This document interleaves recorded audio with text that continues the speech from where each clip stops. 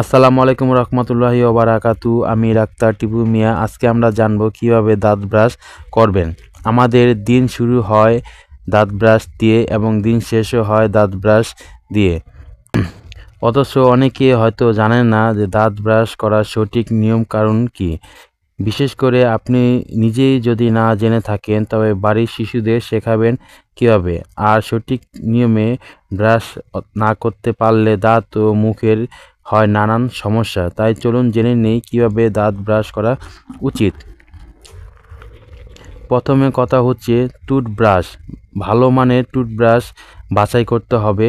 ভালো মানের টুথব্রাশ ব্যবহার করুন, যার শলাকাগুলো বেশি শক্ত হবে না এবং বেশি নরমও হবে না। ছোটদের জন্য ছোট আকারের ব্রাশ দরকার, যা তাদের মুখে সহজে আটকে থাকে। পরিমিত মাত্রায় পেস্ট নিয়ে সকালে নাস্তার পরে এবং রাতে ঘুমানো যাওয়ার আগে ভালো করে দাঁত ব্রাশ করুন। সম্ভব হলে ফ্লাইটযুক্ত টুথপেস্ট ব্যবহার করুন। শিশুদের জন্য কম ঝাঁঝাল টুথপেস্ট বেছে নিন।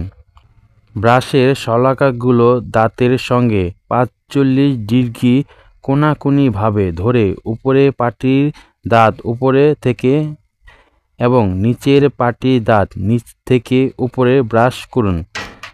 দাঁতের ভেতরে ও বাইরের অংশে সমান সময় নিয়ে ব্রাশ করুন। তাড়াহুড়া করবেন না, কমপক্ষে ২ মিনিট সময় নিয়ে ব্রাশ করুন। ৩ মাস অন্তর অন্তর টুথব্রাশ পরিবর্তন করা উচিত। দীর্ঘদিন ব্যবহারে ব্রাশের শলাকাগুলো বাঁকা হয়ে গেলে তা পরিবর্তন করা উচিত। দিনে কমপক্ষে ২ বার ব্রাশ করার পাশাপাশি অন্য সময় চকলেট কিংবা মিষ্টি জাতীয় আঠালো খাবার খাওয়ার সঙ্গেই দাঁত ব্রাশ করুন। অতিরিক্ত দীর্ঘ সময় নিয়ে দাঁত ব্রাশ করার কোনো প্রয়োজন নেই। বেশি জোরে ও দ্রুত ব্রাশ করা থেকে বিরত থাকুন। ব্রাশের আঘাতে যেন মুখগহ্বরের ভেতরে ঝিল্লির পর্দা ক্ষতিগ্রস্ত না হয় সেদিকে খেয়াল রাখুন। সামনে পিছনে দাঁত ব্রাশ করতে দাঁতের গোড়া ক্ষয়ে যেতে পারে। উপরে নিচে ব্রাশ করুন। টক জাতীয় খাবার খাওয়ার সঙ্গেই দাঁত ব্রাশ করা থেকে বিরত থাকুন।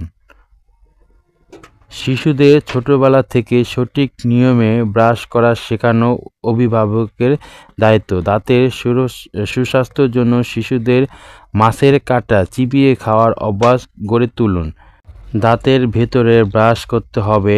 অনেকেই ব্রাশ করার সময় দাঁতের সামনের দিকটা শুধু পরিষ্কার করলেও ভেতরের দিকটা করেন না, ফলে সেই সব জায়গায় ব্যাকটেরিয়া জমতে শুরু করে। জিহ্বা ও গালের ভেতরে ব্রাশ করুন। জিহ্বা ও গালের ভেতরও পরিষ্কার করতে হবে, কারণ এগুলোতে ময়লা জমে মুখকে দুর্গন্ধযুক্ত করে তোলে। ব্রাশ শেষ হলে মুখ ও টুথব্রাশ ধুয়ে নিন। এরপরে মুখে পানি দিয়ে ও ভালো করে কুলি করে ফেলুন। দাঁতের মাজার পর ভালো করে ব্রাশ ধুয়ে নিন, যেন ব্রাশে কোনো ধরনের ব্যাকটেরিয়া জমে থাকতে না পারে। আর ৩ থেকে ৬ মাস পর পর ব্রাশ অবশ্যই পরিবর্তন করবেন এবং বছরে অন্তপক্ষে একবার হলেও দাঁতের ডাক্তারের কাছে যাবেন। সুতরাং ভিডিওটি যদি আপনার ভালো লেগে থাকে, ইনফরমেশন যদি হয়ে থাকে, তাহলে চ্যানেলটিকে সাবস্ক্রাইব করে ভিডিওটি লাইক করে দেবেন। সবাই ভালো থাকবেন, সুস্থ থাকবেন।